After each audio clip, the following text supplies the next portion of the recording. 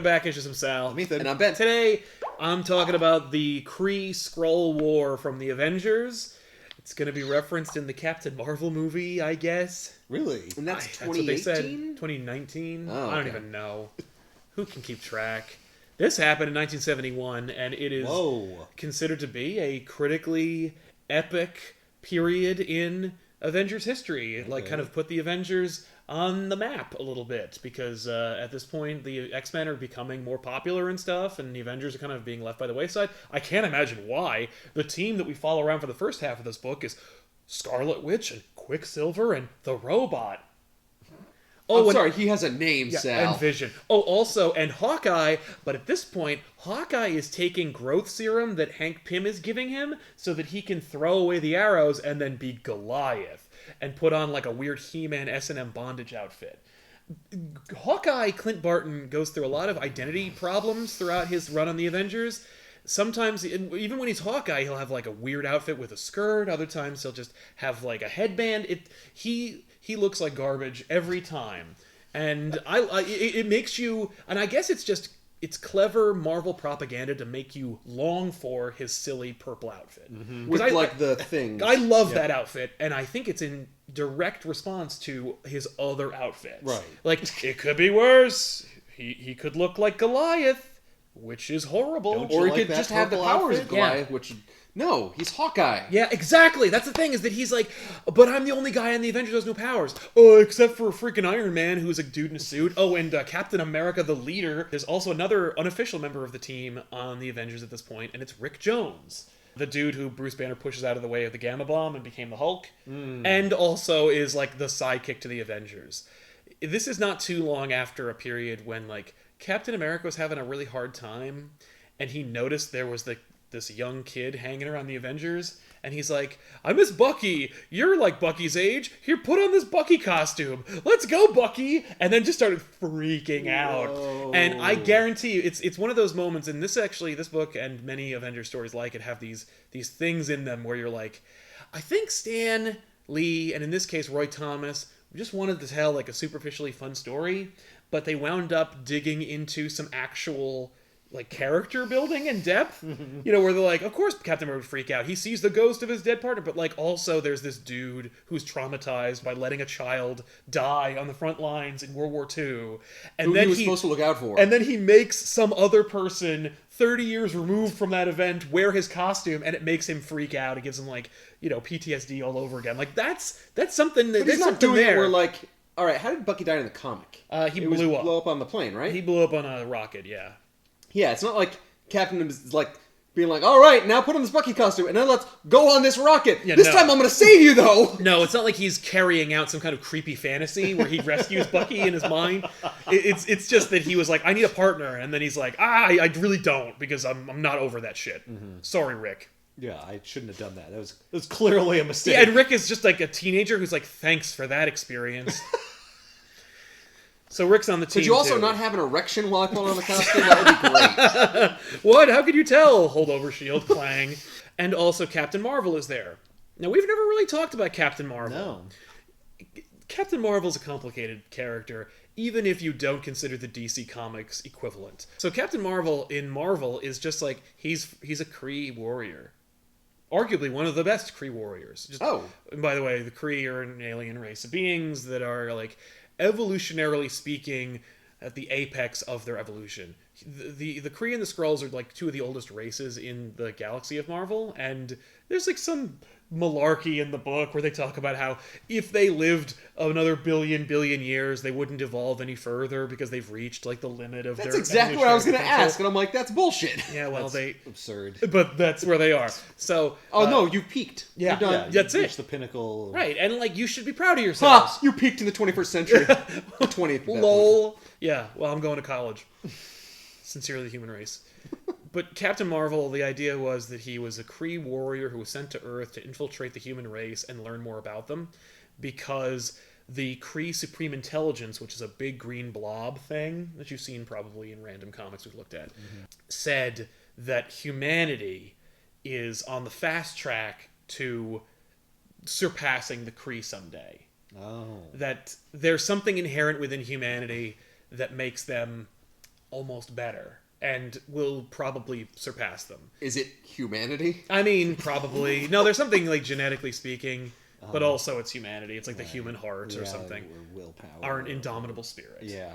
But so they want to know more because also I think they're trying to make a case for the idea that, like, how is it that humanity could make such significant leaps in technology and fuel efficiency in such a short amount of time? Like, we were like scratching at rocks for 2,000 years, and all of a sudden in this like 60-year window we did all these things. How is that possible? Is it aliens? And in this it's like, and even the comic books about aliens are like, no. The aliens show up No, and they're aliens like, are real, but that's not what happened. and the aliens are like, how'd you do that? We had some smart people. It's kind of vexing. Yeah, we're just really that good at it. So How'd you do it? Yeah, so Captain Marvel, he goes to Earth and he goes native. Blah blah blah. He learns that humanity's great and he's not gonna betray us and blah blah blah. So he renounces his Kree heritage and he becomes the superhero warrior known as Captain Marvel. And by the way, his name was Mar-Vel with 2 L's. So they went, we'll just call you Captain Marvel. So Captain Marvel's a superhero for a little while, and then for no reason, Marvel's like, let's make him more like that other guy over at DC. I don't understand people's desire to do anything with Shazam / Captain Marvel, but in any case, Captain... Oh, come on, he's got a cool sash. Yeah, he does. I do like the sash / cape, but that's it. So, I mean, the cape is the Superman ripoff part. everything is the Superman ripoff part. His design. Except that he's magical. cape, Yeah, except that he's magical. his magic. That sucks. So Captain Marvel winds up through chicanery that I will not get into. He winds up having to share molecules with Rick Jones. And so Rick Jones has these special bands on his wrists, and when he clangs them together, he switches places with Captain Marvel. But unlike the DC Captain Marvel, this Captain Marvel actually goes somewhere, you know, like to a place, and the place is the Negative Zone, which the Fantastic Four have frequented over time and is ruled by the evil robot monster creature known as Annihilus. So Captain Marvel and Rick Jones will switch places, but when Captain Marvel's on our plane of existence, he can only be there for 3 hours. Oh. So you can't just always be... No. But it is inconvenient and frustrating. And then Rick Jones has to be in the Negative Zone for 3 hours. Yeah, he's just like, I hope Annihilus doesn't see me for the next 3 hours. Because it's not like Captain Marvel isn't going to use every minute of those 3 hours. Uh-huh. So, Oh my god. so that's like, that's What are the... you gonna do today? I'm gonna eat all of armies. Yeah. I'm just gonna go in, I'm gonna order everything and gorge myself. Exactly. Oh, Captain Marvel, looks like there's a fire. Shut up. I only have 2 hours and 3 minutes left. So that is the conundrum of Captain Marvel / Rick Jones. And Rick Jones is an insufferable douche in this story, just constantly. I don't know what it is about Marvel writers in every era, but every teenager is just an insufferable dick. Rick Jones is always like, nah. Like he's always like so cynical and obnoxious, and it's like, but because it's written by Roy Thomas, it's amplified even more. You're just like, God damn it, Roy. You wanna know why? It's because he almost was the Hulk. He's like, damn it, I Yes, missed out. I missed it. Exactly. Don't worry, Rick. You eventually become a really rich Hulk ripoff character, so that works out for you. So one time, Rick Jones decides, screw Captain Marvel, I'm going to start a singing career. So, but he constantly is, yeah, he's like, whatever. But the reason why he can't forget about Captain Marvel is because they're psychically linked. So when Rick Jones is like, you know, masturbating or like singing a song in a club, Captain Marvel can be like, Rick, don't forget, I'm in the Negative Zone. So I see what you're doing! For you to switch places with me. yeah, you could just be like taking a shower or in the can. Have you no shame? You could just doost in the Negative Zone. And that Hey, would if be you're on a little bit hot date, maybe you have to switch places with Yeah, me. you could help out your old pal Captain Marvel. So at one point or another, Captain Marvel's like sitting on a rock floating in the Negative Zone, and then he sees Mr. Fantastic like leave. Because the Fantastic Four have like a dimensional gateway they can go, and he's like, What the hell? you mean there's a door? Are you shitting me? Oh my god. he like Yeah, it's just right behind that rock. yeah. You need a thing to open the door. You can't just open it yourself. So like Captain Marvel's like, these guys, the Fantastic Four, they have a door. They could have got me out of here the whole time. Rick, you gotta let me out and I'll open the door and then I'll let you through the door. And he's stuck by 3 hours. He can't be like, and I'll let you through the door, asshole. That's totally gonna happen. Wink. Maybe I'll start a music career. You fucking jerk. So they switch places. Cap goes through. He breaks into the Fantastic because he can't just go there and be like, hey, I'm usually trapped in the... No, because he's only got 3 hours. Like, no time! So he breaks into the headquarters of the Fantastic Four. He opens the door. He lets Rick through. But as a result, like, a Nihilist comes through. He's like, yes! And then they have to punch him in the face and knock him back. How has that never been a problem before? Oh, it's always a problem. Every time they open the negative zone door, they gotta... But sometimes... But it's this other universe or dimensional plane or whatever. I gotta check that out. I'm Reed Richards. There's no way I'm not gonna open the door. And I don't care if there is like an evil robot monster creature named Annihilus that's constantly trying to get through and also knows there's no other way out except through this door that I create. I gotta try. Because, science, through his prolonged exposure to the negative zone, winds up absorbing a lethal amount of radiation. Oh, jeez. Yeah. I can't catch a break. And he doesn't know this. Right. But he doesn't have medical equipment in the negative zone. Well, he also doesn't, feel it or anything. He's just there. So he comes back, and then the Avengers are tasked with getting him and having the radiation from his body drained by scientists. So the Avengers... What? So, that's the plan. Having it drained. Yeah, they got to drain the radiation. This radiation is stuck inside him. Yeah. Yeah, it's like a fluid. But also, it's going to cause a chain reaction that'll blow him up and maybe the world or something. So we got to do it, right now. Okay. Here's the thing. I'm gonna feed you a bunch of active carbon. Yeah. Just gonna suck it right at you. I mean, why not? So the Avengers, they just... No one asks anyone any questions. No one's like, hey, stop. Hey, wait, so, could you explain No. what you're doing So for 5 seconds? So Captain Marvel's tooling around. He's on the run, and the Avengers show up. And they're like, "Let's get him!" And he's like, "Oh no!" So then they just have to punch him, and then ultimately they do beat his ass, and they strap him to a chair unconscious, and they drain the radiation out of him, and thus rescue him. Is that a Nihilist? Yeah, that's an Nihilist. He looks fucking stupid. Yeah, I like his bat wings. I will tell you this. Wait, what's the opposite of like? I hate his bat wings. Fair enough. That's it. Annihilus becomes awesome. Yeah. In a story we will do one day called Annihilation. Oh, he's behind Annihilation. Yeah. It's awesome. Okay. This ain't. Because basically Annihilus is just always screaming. When I grew up reading these books, that's all he ever did. He's just perpetually yelling. Him and Ultron, just always with a mouth agape, probably frozen in a robotic form. He's a robot. He accidentally got the volume to 11. And Yeah. now the button's broken. He's He not can't really turn a it down. robot. He just kind of looks like a robot. What the fuck? Annihilus is weird. Don't forget, there's going to be this Kree-Skrull War happening pretty soon. Because that's what the story is called. Right. Ronan the Accuser shows up, and his robot Sentry, which they call Sentry, not to be confused with the character Sentries. the Sentry, Or the Sentry, Bob Reynolds. but also X-Men Sentries. Or I'm sorry, those Sentinels. Yeah. Damn it. It looks like a Sentinel. I know It why does you're look like a thinking Sentinel, that. and he's called the Sentry, but he's neither a Sentinel nor the Sentry. So, Ronan beats the crap out of the Avengers, along with his robot. Why?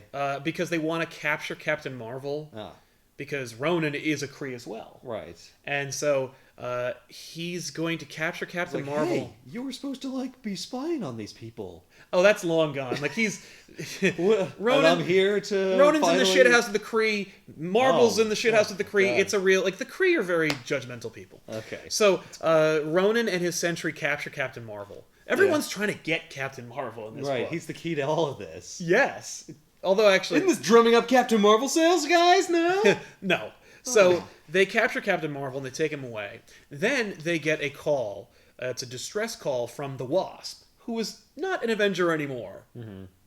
But wouldn't it be great if she was, because then this book would have more women in it. But she's still the Wasp, though. Oh, She's yeah. not an Avenger. No, exactly. She's married. solo. She's married to Hank Pym, aka Yellowjacket, aka Ant-Man, aka everything. Giant Man. Yep. So in this iteration, he is Yellowjacket. Okay. But later, he will be Ant-Man. Okay. Okay. So the Wasp and Ant-Man / Yellowjacket are together, and they were tasked by the U.S. government to go to the Arctic and investigate climate change, which is kind of cool. Wow. It's 1971, and they're like, "Hey, there's some shit happening in the Arctic. You should go. You guys are smart. Yeah. Go You're scientists. Yeah, meet with the other 3 research scientists up there and lend your expertise. Okay. To figure out what's going on up there. So they go up And then there. Mr. Fantastic's like, "Oh, I'll take care of that." Yeah, push. That will happen later in other books. When the Wasp and Yellowjacket were on their way to the Arctic, they found that there's like this lush green forest that's emanating from like a big weird machine. And they're like, that's weird. Then they get like attacked by a giant like bug. Oh, is it like a wasp? It's like a dragonfly. Oh. But it's like a prehistoric dragonfly. Uh-huh. And Hank Because Pym it's giant. And Hank Pym figures out like what's about to happen. So then he backhands his wife off of the dragonfly. No! What? I have to hit her. I gotta hit her. It's in my contract, once per comic. He says, sorry, honey, no time to explain, but this is the way it's gotta be. Wham! And then knocks her off the dragonfly. He knows that she would protest. Here's the thing. This book is really not kind to women. But they're normal sized right now, right? Yeah. Yeah, It's they're not actually small or big, no. Okay. No, the dragonfly's big because it's prehistoric. Right. Okay, I just want to make sure that for What some we're reason looking they at, weren't smaller. well, because you know that both of them can shrink and grow, and also that this dragonfly is used usually to illustrate Hank Pym's ability to shrink. Right. But no, there's a giant dragonfly that Giant Man is riding, regular sized. There is this ancient Kree machine that was left there eons ago by the Kree in the Arctic that's activated by Ronan the Accuser, which will illustrate Plan Atavis. And what it's doing is it is rendering the surrounding area, and the beam will eventually grow to the entire size of the Earth, but it's rendering human life prehistoric. Like it's de-evolving everything. Oh. And so, like, obviously back in the day, the Arctic was a lush green island of vegetation or something. Yeah. So the Kree are, in essence, activating this, like, latent, old-school plan that they have for the Earth because of the Kree-Skrull War, you see. Remember there's this Kree-Skrull War? Well, now I'll tell you about it. There is this war between the Kree and the Skrulls, and both sides want to use the Earth, not unlike the way that the West wanted to use Pacific Islands during World War II. Oh, so like little strongholds. Little, like, staging grounds to launch further assaults. Yeah. Okay. That is Roy Thomas's conceit. He's like, this would be really cool if the Earth was, like, a linchpin in some intergalactic war that's been going on for thousands of years. Right. Just because of where it physically sits in space. Now, why is the Earth so strategically advantageous to both sides? Show me the map of the galaxy where Earth is in between their empires. Or yeah, whatever. they don't, and they never explain it. So never addressed. Never explained. So forget that idea. All you need to know is that it's essential. Earth is the key. Earth is the key to all of this. And so their Thank plan, I think that, like, what's it called? Ronan the Accuser and his stupid robot Sentry were both defeated by the Fantastic Four. And so they're like, this planet is important, yes. The Supreme Intelligence thinks we need it. But there's all these super people. It's like real hard. It's hard. We would have to fight a whole other war just to get this little place. Right. So we'll activate this ray that will make everybody prehistoric monsters, so that we won't have to deal with them. Except as monsters. Well, but they'll be like prehistoric. Eventually, they'll be stupid. Well, eventually they'll de-evolve to the point where they're like amoebas. Oh. Yeah, but does that affect the people that are going in that are superheroes? Oh yeah, it affects superheroes as well. Hank Pym himself becomes a sex-crazed Cro-Magnon man.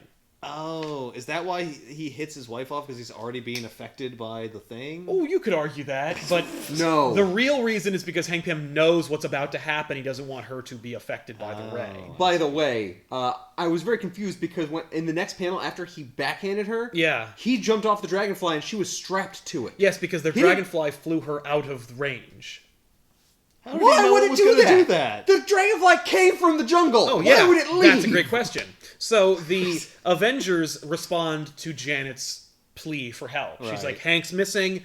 I don't even know about the research scientists, but now there's this jungle, and I'm not an Avenger, but I also don't have access to a Quinjet. I'm going to really need some help. So the Avengers show up. They fight some monsters and stuff. I'm sorry, was that Hawkeye? Yeah, Hawkeye is Goliath here. Okay. Yeah. Jesus. Right? That is quite the costume. The Avengers go and try to solve this problem, even though they don't even know the first thing about it. Right. And then Ronan and the Sentry take over the mind of Goliath / Hawkeye, and so then they use him as an instrument against the Avengers. So the Avengers fight, their own and the Sentry robot. Ronan cackles in operatic success. Also, he has Captain Marvel strung up because he's like, you're gonna watch your puny friends be destroyed, and then we'll kill you, and we'll de-evolve the Earth, and then we'll use it in our war against the Skrulls. Whoa! Those people were not my friends. Okay.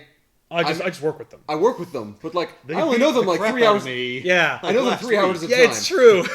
They literally just kicked my ass after I freed myself from this prison. The Earth has brought me nothing but trouble, and will continue to until he dies. They're literally just letting the Ray do all the work.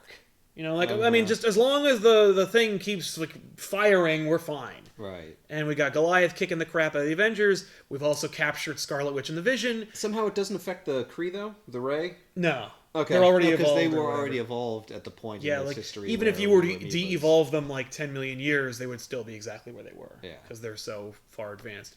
The other caveat of the story is that this is where we start to see the bromance between Scarlet Witch and Vision. Oh. And it is a doozy, because they're both strung up in Ronan's stronghold.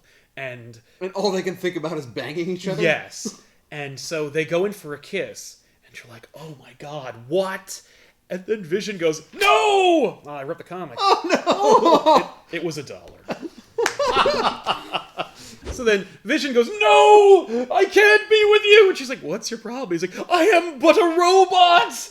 I can't possibly love you! Oh, such pathos. And then Ronan's like, ha ha ha ha! He goes, oh, look at the robot wants to fuck the chick.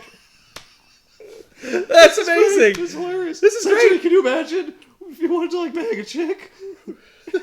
A tear of Motorola falls out his cheek. As if you could have a heart or feelings. Why must you always do this? Ronan's in love. The Sentry's in love with Ronan. So familiar, huh, Sentry? Oh, so also Ronan managed to compartmentalize the effects of the ray into a gun, which he calls the Evo gun or Evo ray. Okay. So he can Should be the Devo ray. Yeah, but he could shoot people and turn them into Cro-Magnon people. Okay. He doesn't do it on anybody for any long-lasting effects. But I could. The point is, Cro-Magnon people didn't live with giant dragonflies. No, they were it's separated by many millions of years. Well, let's just say that maybe the ray affects life in different ways at different speeds. Well, the shorter your lifespan, the faster it works. There you go. So it's just it de-evolved that dragonfly way faster than it would a human. Also because we're so great, you see. So the Avengers never actually defeat Ronan. Ronan gets a call from the Kree, and they're like, the war's going real bad! And he's like, oh, I gotta go! And he leaves. What? Wow.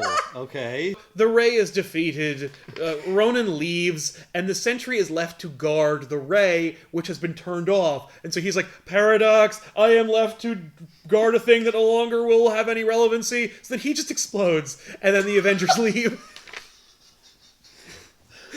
What the fuck? So, oh my god, the Vision isn't built in with that fallacy. Right? So the Ray just sinks back into the Earth where it came from, and yeah. Well, and all the vegetation starts to wither away and die, and the ice reclaims itself, and blah blah blah. So then, oh, thank God, we don't have to worry about pollution or anything. Yeah. So whatever. Back where it started. Yep. And then the Avengers go back to Avengers Mansion, and they're hanging out. Oh, and on their way home, they also swore the 3 scientists to secrecy. The 3 scientists immediately call the press and tell everybody about what happened. That's brilliant. Yes, I like. At least that. It's like we swore to secrecy. Oh no, we won't tell a fucking soul. Yeah. So then. As a result of the 3 scientists betraying the trust of the Avengers, they wind up catching the ire of Joe McCarthy. In this version of him, his name is H. Warren Craddock.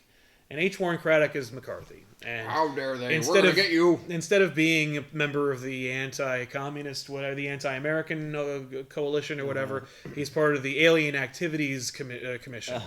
And his problem is like, these three scientists, these three Americans, they tell us that apparently like there are aliens living amongst us and that they could destroy us in an instant and that they've been here the whole time. I have in my hand a list of 157 aliens that are living here in America, blah blah blah. One of them is named Captain Marvel and he's a member of the Avengers. And so the Avengers are harboring a anti-American / anti-human, so we demand the apprehension of Captain Marvel. Wow, that's kind of cool. Please tell me the Avengers immediately kick him out of the party. Oh man, no. No, the Avengers are like, what? This is outrageous. There's no way. We'll go to the hearings and speak on Captain Marvel's behalf.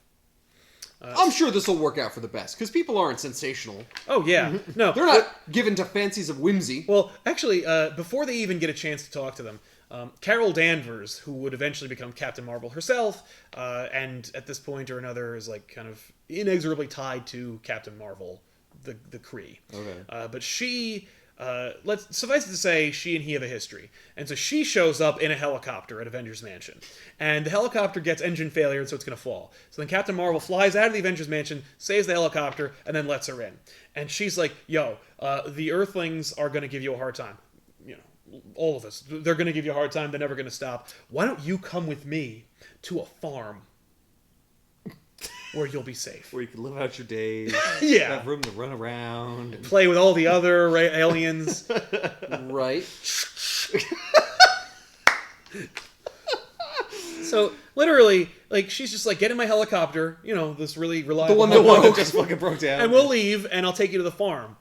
And he's like, I shouldn't run away. And the other's like, no, you should go to the farm. That sounds like a good idea. Then we don't have to really deal with this anymore. Yeah, well, then we'll speak on your behalf again at the anti-alien. In the meantime, you'll be safe. Yes. But you won't be there to speak on your behalf. Right. So you won't have any record of so what they we won't actually arrest say you. to the committee. Well, yeah, so they won't, like, attack and arrest you. And, like, Nick Fury is tasked by S.H.I.E.L.D. to go and, like, apprehend Captain Marvel and deal with this rogue helicopter that's here to rescue him. And Fury winds up doing like a couple of like maneuvers around the Avengers. He's like, I got this craft giving me a really hard time. I gotta spin around, and he's like interrupting other flight paths so they can't give chase. He goes, okay, now that I've finally gotten control of my craft, I can go chase after the helicopter. And Craddock's like, you dick. And Fury's like, I was around during World War II, and I am really, really like offended by what we did back then, because we had these things called Japanese internment camps. And I'm like, wow, way to fucking call out the internment camps. Yeah. And he's like, I am an American and I am tasked by my government to follow orders, but I also know when things are bullshit. And like, so, that's why I did that. Exit Fury for the rest of the story. Rick Jones has like a epiphany where he's like, man, America is not what it used to be. And, when I was a kid, I used to read these comic books about these superheroes. Some of them were actually Captain America. They were about Captain America, but others were superheroes made up of the golden age of superheroes. And, they represented like an old, like, more ideal time in America's history. And, like, when our superheroes were American. Well, when our superheroes like defended truth and justice and weren't like complicated and frustrating. And when our government was like to be believed, even though, it was complicated back then too. But the point is, he remembers these old school golden age Marvel characters that were comic books in the context of the story. Yeah. That comes into play later. That's why I mention it. So the Avengers go to Craddock's hearings. It's a witch trial and it's bullshit. And he's like, you let the alien known as Marvel escape. Like, that's bullshit. And then like he mentions this on TV, and there's a big crowd outside. It's very Legends. Yeah. G. Gordon Godfrey and his whole thing, and he's leading a whole bunch of mobs of people against the superheroes. Yeah, Craddock's doing the exact same thing, but like 10 years earlier. Yeah. An angry mob storms Avengers Mansion and trashes the place. And then the Avengers come home. Let's trash their stuff! Yeah, so then they leave, and the Avengers are like, what the fuck? And then... What the hell, Jarvis? And then Captain America, Iron Man, and Thor show up. Whoa. And they're like, you really botched the Captain Marvel thing. You're all fired. The Avengers are over. Bye! And then they leave. And the Avengers are like, what? Okay, well, I guess that's that. So then they leave. Just got kicked out by the real Avengers. Yes! So then they leave. Captain America, Thor, and Iron Man move into Avengers Mansion and resume business. Where did they go? Who, the old Avengers? Who cares? There. Oh, they were going. They're like, I guess we'll go to the farm. That's where all useless superheroes go. No, it's the Island of Misfit Toys. Yes, they are going to the farm to check on Captain Marvel. Okay. But I love the idea. Well, I guess there's no farm for us. We'll just go to the Captain Marvel farm. So they leave, and then Vision comes back, and he's all fucked up, and he utters the immortal lines that are kind of like the calling card for this story, which is, 3 cows shot me down, help me. And you're like, what the fuck does that mean? It's a line that Neil Adams, who draws the rest of the book, or draws a big chunk of the rest of this book, who is also kind of a co-plotter with Roy Thomas, is really proud of, and claims he came up with. Roy Thomas and Neil Adams both believe they came up with this really awesome twist about the cows. Okay. And Roy Thomas is a lot more magnanimous about it. He's like, Neil will tell you he came up with it. I distinctly remember coming up with it, but enough time's passed where I'm willing to admit that, like, maybe the both of us came up with it. But Neil's like, no! Yeah, Neil's like, I came up with it.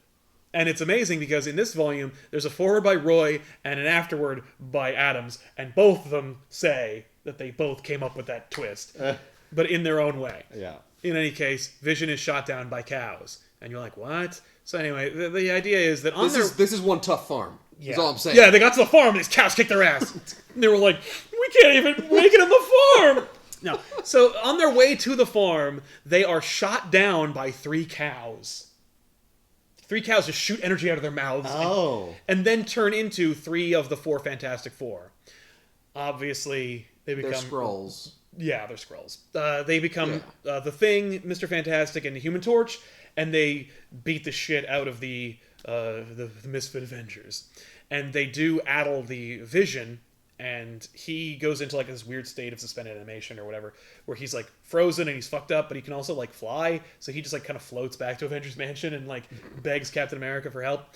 And so then he gets like laid out, and they call up Ant-Man, aka Hank Pym, who is now Ant-Man, not Yellowjacket. Oh, okay. And he fixes Vision. And they're all very proud of it. The people who created this book are like, look at Neil Adams' pencils and how like awesome it is. I mean, like, it does look good. And it's basically like a journey to the center of the earth kind of thing. Like you go inside this synthesoid and you're like, wow, like his redundancies and programming and stuff, and he's got this crazy virus in him that made him like broken, and also this Hank is Pym gross. has to fight it. And it's gross and neat and cool and blah blah blah. So the Skrulls gave him a virus? Yeah. Okay, so they knew how to. They knew they were going to find him. They've dealt with robot men before. Oh, okay. So Ant-Man fixes the problem, and then Vision tells them the story. You had robot herpes. And Vision's also like, you guys are dicks. You fired us and kicked us out of the Avengers Mansion and everything. And he's like, and they're like, no, we didn't. What are you talking about? Like we just. And they're like, oh, it's Skrulls. Damn it! You were Skrulls. Oh.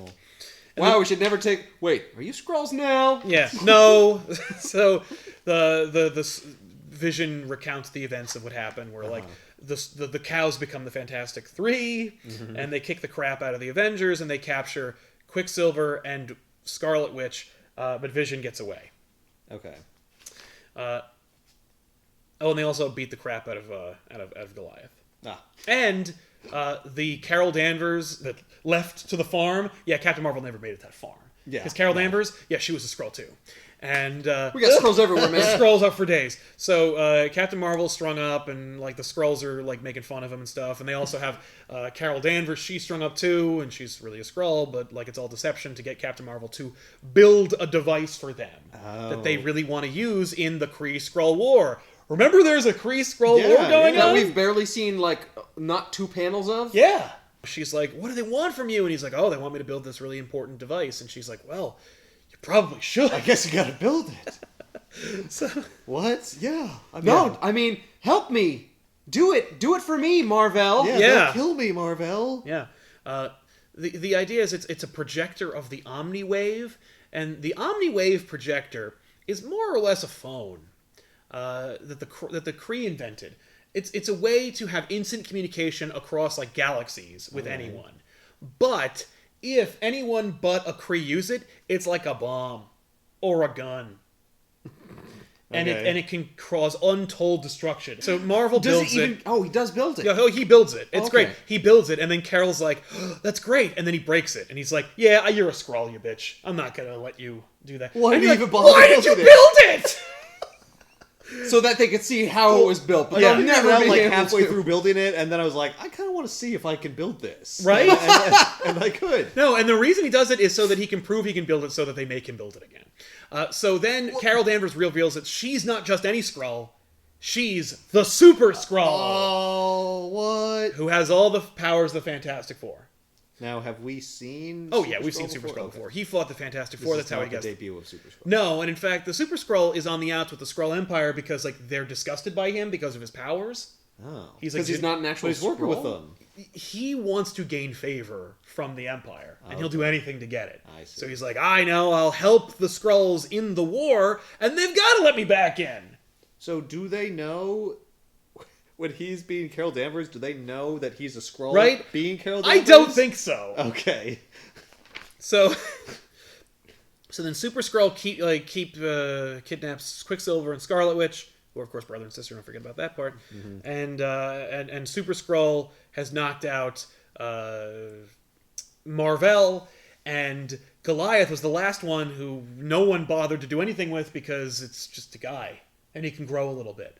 So the mothership or the spaceship starts flying away. Goliath tries to... Oh, they also left Rick Jones because, who cares? Mm-hmm. So Goliath gets big. He tries to stop it from escaping. Then the real Avengers show up. And save the day. They don't. The ship gets away, but Goliath falls off the ship, and then Thor catches Goliath. And then Goliath's like, "Damn it, Thor!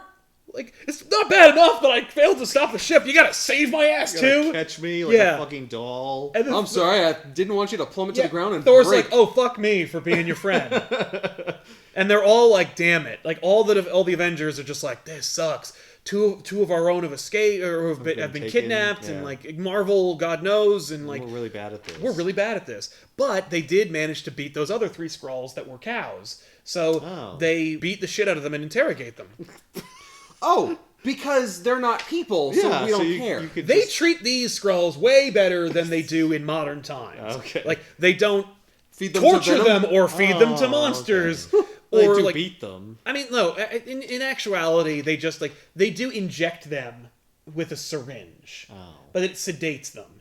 And everyone in like 60s and 70s comics, if they need to be sedated, are injected with syringe against their will. Yeah. Well, it also probably keeps them from using their Skrull powers. I mean, it knocks them out. It keeps them from doing anything. From fighting. Yeah. Also breathing and living. Well, once they're strapped in, then they can use their powers or whatever, but they're still stuck there. And then they can ask them what they want. So they call the Fantastic Four, because the Fantastic Four are the ones who first met Skrulls, and they dealt with them. And that's these are really your villains. Can you help us with them? And they're like, no. Well, and also the Skrulls have a terrible fear of the Fantastic Four. They do hate them. Sing like canaries to them. They do hate them because in Fantastic Four #2. The second ever Fantastic Four adventure, which they're like, on our second adventure, we met the Skrulls. I'm like, don't number them. You wouldn't do that. No. But in Fantastic Four #2, they meet 4 Skrulls. And they defeat them, and basically they wipe their minds and they turn them into cows.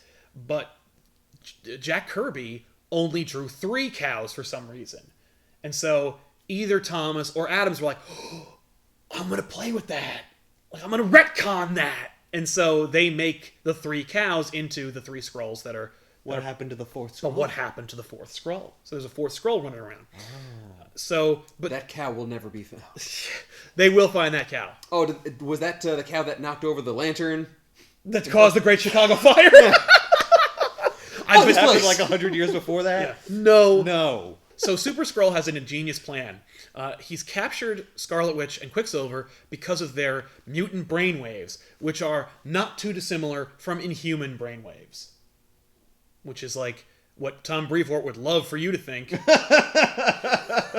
But in any case, he's like, but I can use your brainwaves to match the brainwaves of Inhumans and then find their hidden secret city of Attilan, or Attilan, which is actually under like a protective dome at this point, Yeah. and removed from society, and most humanity doesn't know about Inhumans, and in fact, like only like the Avengers and the Fantastic Four know about them, and the Skrulls and the Kree, and probably everyone else except for humans. And the Watcher was like, "Woo!" The Watcher also is aware. Yeah, don't forget about the Watchers. He's like, fuck those Inhumans, because those are more or less Kree experiments that are meant to defend this planet against people like us. Right. And we want this planet for a strategic battleground, because don't forget, there's this Kree-Skrull War going on. But they're not doing anything. They're just sitting under a dome. Yeah, but but he's worried that the Kree are going to call him up and stuff. Oh. And like they're a latent... in fact, they did. The Kree are working with the Inhumans. Oh, shit. Yeah. So the Skrulls drop a bomb on the Inhuman city, or rather, Super Skrull does, and it has no effect because it has that big dome. Yeah. But it is a devastating bomb.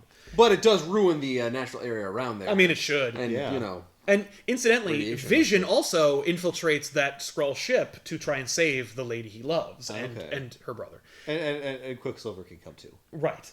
I mean, why not? If there's time. If there's time, I'll save him too. So Vision goes and he tries to like save the day. He doesn't. He doesn't stop the bomb from being dropped. And then he realizes there's like nothing he can do. So he just like leaves. He just lets the Skrull take Scarlet Witch and Quicksilver. What? And just go into space with Captain Marvel. And what? Yeah, he's right there with Super Skrull. I know, but there's nothing he can do. Like, so he you're just too powerful. I can't beat you. Yeah.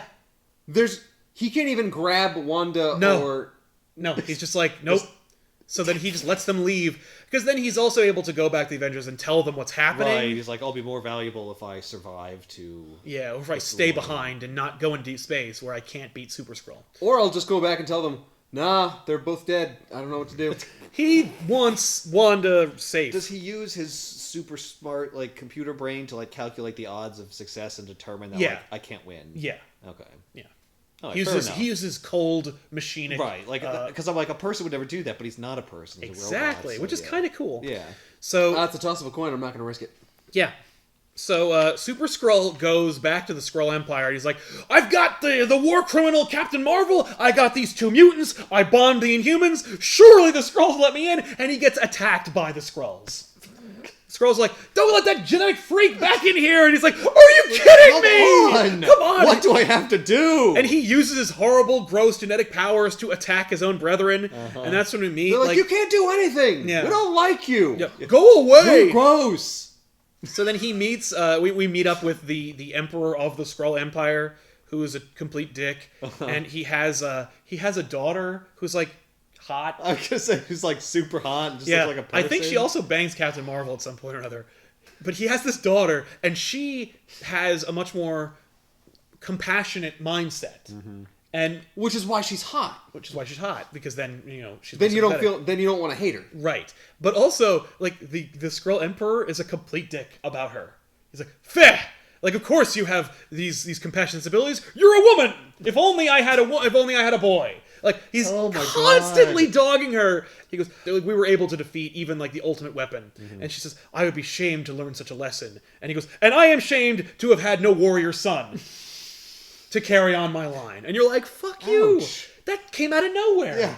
Who even asked? We're not talking about that right now. She gave him a little bit. She gave him a little bit of... Oh, no, she was like, no, I would be ashamed to have learned such a lesson like the Super Skrull did. How dare you? Like, you are so much greater than I. And he's like, and even greater than I because you are such a stupid woman. It's like, I'm trying to give you a little bit of credit. And you're just not even letting me have an inch. Father, would you care to pass the salad for dinner? Oh, I've only had a son who wouldn't ask for salad. Are you sure the bowl won't be too heavy for you? The Super Skrull is like shamed and defeated. Is the war happening on the Skrull planet? No, it's in deep space. So it's fine. It's just somewhere between the Skrull and the Kree. Yeah. Oh, how do they defeat him? He defeats himself. He creates Invisible Girl's force field around himself, and then he uses Johnny Storm's heat powers, and he suffocates himself within the bubble. So hoisted by his own petard, if you will. So then the Emperor's like, I mean, but he did get these prisoners of war, so I guess I'll keep them. So I guess I'll destroy him and claim the victory for myself. Yeah. So he tortures Quicksilver and Scarlet Witch in front of Captain Marvel, and he'll let them live if he builds the thing that he broke. Ah, yes. The Omniwave projector. Right. Why can't they just steal one? Right? Because that'd be hard. We got this Kree right here, and he's great, and he knows how to build this shit. Why not? And so they just need one of these things, and they'll win the war. Basically. We won't even need the Earth. But if the Kree have a bunch of them, why wouldn't the Kree be able to use them in the same way? I don't know. You know what's never come up? They torture Quicksilver and Scarlet Witch, but in a weird way where like they make them fight things. Okay. And it gets really bad, and they're like, don't let us survive. Like, if we can save the Earth by dying, you know, if you don't let the Skrulls win and don't give them this projector thing, then our lives will have been lost in favor of some grander goal. Well, do they know that he's going to use the projector to, like, harm Earth? Yeah, Super Skrull explained the whole plan. Oh, okay. And the Emperor's like, that's a good plan, I'm going to steal it. They're going to blow up the Earth? No, they're going to... Well, the Skrulls, let's put it this way, the Earth would not be in any good place if the Skrulls win this Kree-Skrull War. Okay. Although I will say, even though the Fantastic Four have handily defeated them time and time but they again. haven't beaten an entire armada. But if they win the war, then wouldn't there be nothing left to fight over? So Earth would be safe? No, because the Skrulls want to use Earth as a staging ground too. So they'll like occupy it. Yeah. Yeah. Okay. Well, I mean, like, it's against other races. So for Earth to survive, this war needs to be like a stalemate. It needs to end with neither side winning or victory. Yes. Although even then, the Earth, it is part of it. So they have to forfait. Like, each side has to back down. Knock it off. Or just realize that the Earth is, like, too dangerous. I mean, like, they'll play with that idea in, like, 2000's Illuminati series. But in the meantime, they just need to, like, they need to stop it. They're not involved. Like, no one cares about the Kree-Skrull War on Earth. No one is like, how are we going to stop this war? Right. They're just trying to mitigate any bullshit that keeps landing on them from this stupid war. Right. So they do wind up appealing to Captain Marvel's sensibilities, and right before Scarlet Witch and Quicksilver are dead, Captain Marvel's like, fine, I'll build it. So they're like, all right, cool. Yep. Okay. So H. Warren Craddock is stepping up his game to try and achieve his anti-alien agenda, and he's built like a device that he can use to detect aliens, and it's really invasive and horrible, and he's using it on the 3 scientists who, you know, turned Stooley on the Avengers in the first place because they had like latent alien radiation on them, and so he's like, it's working so well, we can even detect who's been near an alien. And the scientists are like, just basically their rights are stripped away and they're treated like laboratory experiments, and they're like, man, we really should listen to the Avengers. And that's... We should have kept our mouth shut. Yeah, we should have just written a book or something. So, the Avengers, they wind up getting assaulted by mandroids, which are these big robots that are piloted by U.S. soldiers that are under the directive of H. Warren Craddock. Okay. Wait, so the men control the suits? The men control the suits, and also the suits can be controlled remotely. Okay. So, the mandroids... So if a man's like... Wait, no, I don't want to do this. Yeah, then Craig can be like, no, I have control. Yeah, so... Why feel even really put the men guilty about inside what they then? did while they were not in control of their robot suit. Yeah. So the mandroids attack the Avengers, and then Iron Man's like, oh wait, I built those. And then he just deactivates them. And then Craddock tries to use them, like, remotely, and they don't work because he disabled them. Yeah, ultimately Iron Man, like, just fucks them up. And everyone's like, wow, how did you know how to defeat those? And he's like, you know, who cares? I just do. All right, moving on. And this is still the time where they don't how know come that say Tony Star Stark Trek on them. Yeah. Is Iron Man. Exactly. Okay. Yeah. Then Triton from the Inhumans shows up. Who the fuck is Triton? He's an Inhuman. He's like a member of the royal team. I've never heard of him. He's almost a merman. He's a merman. Yeah. Okay. That's his Inhuman power, is he's a fish man. And then a fish man showed up. Yeah. I'm never going to see a merman. You don't want to see a merman, man. Yeah, trust me. They're terrible. It's gross. So Triton shows up and he's like, I was trying to find the Fantastic Four, but I guess you'll do. So, like, help me out, because, like, Maximus the Mad, the evil brother of Black Bolt, our leader of the Inhumans, he took over, and he's hypnotized the entire Inhuman race under the dome, and also banished Black Bolt. So, like, everything's fucked. Hang on, guy. I'm going to stop you right there. We're in the middle of a Kree-Skrull War. Why do we give a crap? Because I don't care about any of Maximus is being aided by Kree. Oh, okay. It's all part of the Kree plot. So yeah, but the Inhumans are the experiments of the Kree anyway. Yeah, but like we don't want the Kree to like have this super weapon of Inhumans at their disposal. No, so we gotta stop them. So the Kree offered to help out Maximus the Mad, and let him usurp his brother's control over the Inhumans. And in exchange, Maximus can rule the Inhumans, and the Inhumans will help the Kree take over the Earth. Right. So they have Makes sense. So they have to go and find, rescue, and then bring Black Bolt back to Attilan, which they do. And then Black Bolt says a whisper at the dome that protects the Inhuman city, shattering it. The Inhumans are like, "Hey, we're defenseless," and then Black Bolt's like, "Yo, I'm back." He doesn't say anything because, of course, he would destroy the city by doing that.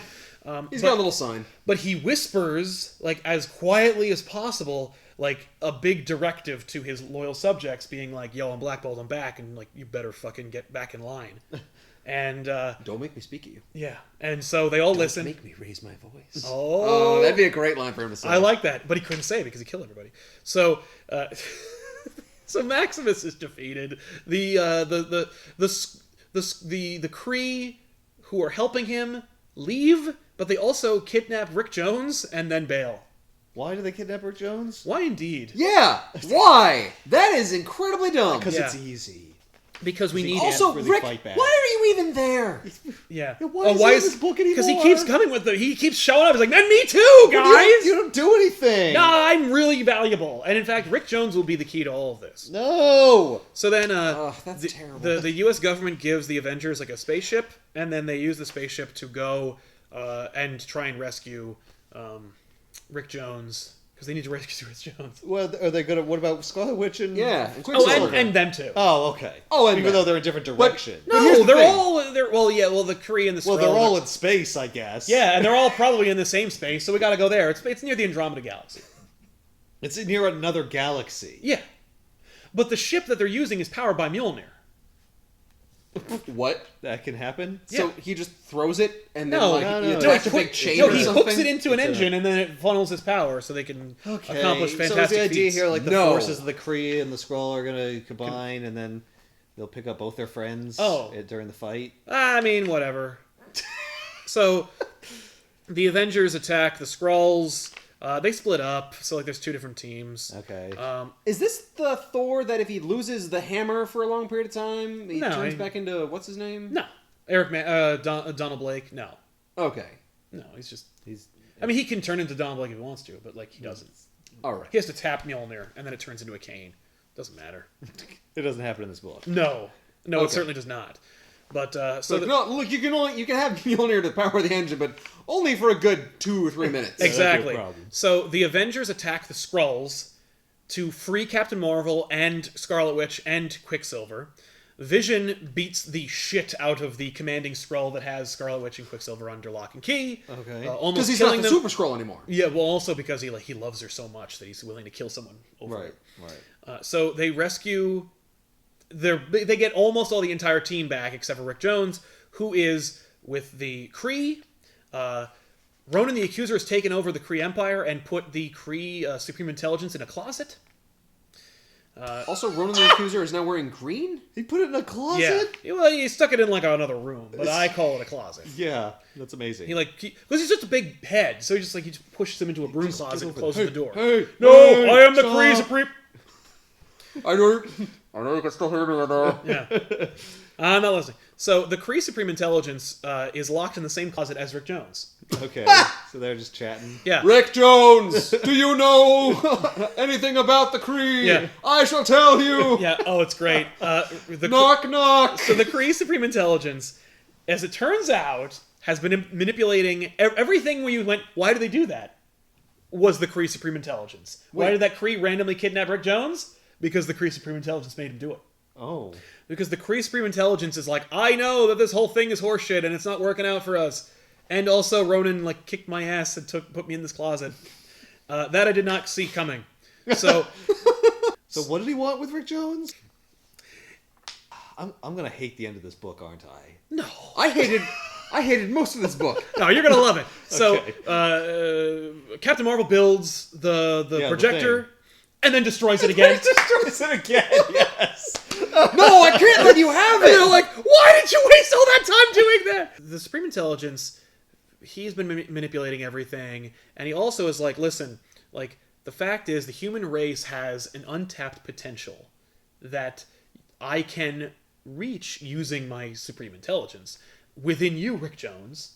And so he says, like, so then, like, the Kree show up, and they're, like, under the directive of Ronan the Accuser, and they're like, hey, you don't talk to him, what are you doing? And then the Kree's like, you must go and help and defeat the Kree. And he's like, I can't do that, I'm just a regular guy. He's like, no, the power is within you.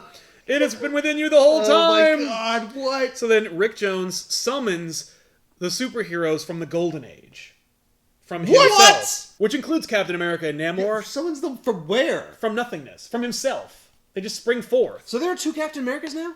Just right now. They all go away. So he's like magic or some shit? Like, yeah. I am an illustrator! Yeah, he's Grant Morrison wrote this, it would have a field day. So the terrible superheroes from the Golden Age.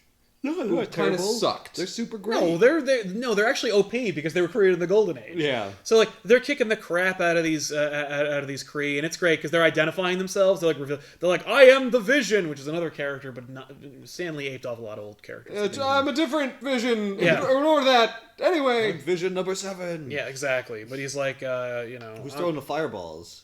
Oh, that's which here? Yeah. That's the Human Torch. Oh, so there's 2 of him too. Yeah. Okay. Who's Ghost Rider but with a weird red costume? That's Blazing Skull. And what's great is they all identify themselves like, this is no match for the Human Torch! And then at the end he goes, and I'm Blazing Skull, by the way. So... I'm the guy with attitude, man. Yeah, so the heroes defeat the Kree, and then they go away. Yep. Wait, if they defeat the Kree... Yeah, well, they defeat the Kree that are in the ship that Ronan is directing, the ones he has with that him. have usurped the power of the Supreme Intelligence. It's just a little like band renegade. of them. It's just to get the Supreme Intelligence, like, free? Yeah. Yeah. Okay. So then the Supreme Intelligence is like, now use your newfound powers to do this thing. So so Rick Jones like reaches out across the galaxy and then freezes the Kree and the Skrulls who are in the midst of the Kree-Skrull War. What? So everyone freezes. And then the Avengers just, like, beat them up and put them away. And while that's happening, the Kree Supreme Intelligence is like, and now, Rick Jones, reveal the identity of the 4th missing Skrull from Earth. And it's H. Warren Craddock. Oh. Who's, like, Jesus who's been Christ. yelling at everybody. And then he is revealed to be a Skrull, and the crowd that he's agitated beat him to death. Oh my god. And that's amazing. Yeah, and Rick's Holy like, crap. Rick's like, that is dark. And the Supreme Intelligence is like, yay, verily it is. It Now is dark. watch. That's fucked up. What do you care? It's a Skrull. Who cares? It's just a Skrull. They're dirty Skrulls. In their first adventure, they were turned into cows. But that last cow learned its way to free itself. Yeah, it freed itself. It became don't know it yet, H. but Warren Craddock. Venom Actually, will eat them later, and no one who will cares? care. Yeah. What about the Kree? I mean, you're just saying the Skrulls are monsters, but shouldn't we think the same thing of the Kree then? No, No, I am one of those. Actually, the Kree Supreme Intelligence is the combined mental powers of, like, the greatest minds of the Kree. It's like a manifestation of all the greatest Kree's minds and wisdom projected into a single, like, physical entity. Yeah, but it's not. That's Kree why he itself. looks weird. Yeah, he does look weird. He looks like he's constantly in agonizing pain. He probably is. Because he's and what's interesting is they created him so that he would like rule and be the most intelligent / wise. Yeah. And also they kind of like worship him a little bit. Like so it's Sure. weird. He's a weird situation. So anyway, Alright, so what? How does this end? Where? It ended. No, Craddock is dead because he was Craddock is dead. You know, bludgeoned by the crowd of angry mobs. They freeze the Skrull and the Kree and they put them away. You know, they put them back where they started. And Rick Jones is like hurt from his experience of using all this power. And the only way to cure it is for Captain Marvel to share molecules with him again. So Captain Marvel merges with Rick Jones again, and they trade places, so Captain Marvel goes away. Where does he go? He goes to the negative zone. He has to go back to the negative zone? Why? It's just a fucking place. I don't understand. Because Rick Jones, having used all this power or tapping within this force within him, lost a few molecules, and so in order to fill them back in, he needs the power of Captain Marvel to do it. Because Captain Marvel and Rick Jones share molecules. Well, I don't understand how that involves Captain Marvel sending going Marvel back to the negative. Yeah. Because then we got to go back to where we were in the beginning of the story. Also, all they do is they just separate the Kree and the Skrull. Yeah, they just put them back where they came from. There's no big resolution. So they're just going to continue to fight. No, they just knock it off. Well, does the Supreme Intelligence have a thing where he's like, this war is stupid and I'm trying to stop it? He kind of does. I mean, now that he's back in charge, he's like, it's over. It's like it was Ronan the whole time. He doesn't even say that, but it is over. Okay. And then they reveal that there actually is an H. Warren Craddock who was a senator that the Skrull impersonated, and he's like, sorry. So then, why didn't you ever come out of your house? Because he was under he was messed up. So then he just goes back and he's like, yeah, the Avengers are cool. I'm sorry, I was all wrong. And they were like, right on. And I can imagine that angry crowd that beat that Skrull to death is like, oh, well. I'm just going to pretend that none of that ever happened. Yep. Well, no but I'll be getting mad about something else later. No doubt. Don't worry. Yeah, because that's I'm what kind of still person irrational I am. and crazy. Yeah, I can still be talked into beating someone to death. So the Kree-Skrull War is more or less just a plot device to get the Avengers into space and stuff. Yeah. Holy shit. And at the end of the day, nothing changes except the Kree and the Skrull are no longer fighting. But guess what? We didn't even know they were until the beginning of the story. Yeah. Not only does nothing change, they put it back. They put Captain Marvel back in the negative zone. Yeah. Also, I'm willing to bet that they could tell those rich stories about Captain Marvel being in the negative zone. Does Rick Jones ever use those powers again? Yeah. Yeah, as it turns out, all humanity has that within them. That's our untapped potential. That's where we're headed. What? All of humanity will become gods. That can manifest anything. That can break every book? Yeah.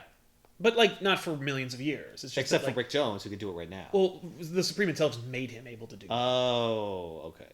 Yeah, he has to, couple with the Supreme Intelligence's... Yeah, he's like, I'm going to advance your evolution to the point where blah... I'm giving you a taste of what you will eventually become. One-time deal. Yeah. But then you're done. Except it's not. No. Well, why does he pick Rick Jones? Because Rick Jones has access to that power, probably because of his exposure to the negative zone, and also his proximity to the Avengers, and his constant contact with Captain Marvel, and so forth. Also, he's the only into the negative zone, powerless person there. Yeah. Well, that's the irony. The most powerless character in the Avengers is the one that ended the Kree-Skrull War. Mm-hmm. The one that we don't care about. Yeah, ended the Kree-Skrull War because of a plot device from the Supreme Intelligence. Yeah. Yeah. Yeah, there'd be Supreme Intelligence. Without Rick Jones, he'd be totally fucked. Yeah. So, without Rick Jones, you'd be fucking done. Here's the thing. He's Snorlax. Rick Jones is busy, then I guess I'll take Hawkeye, because you're just a guy too. It's funny, they actually kind of play with that idea, because Hawkeye is like, well, if this is the last of the Hank Pym serum, I guess I'm just a regular guy in an awful costume now. And you're like, yeah, you're worse off. You didn't throw away your bow. Yeah, you're worse than you were at Hawkeye, because Hawkeye at least had fucking arrows. Yep. You got no clothes on. You don't even have a shirt. The Kree-Skrull War from the Avengers is available in the description box down below. Click it and get a copy of it.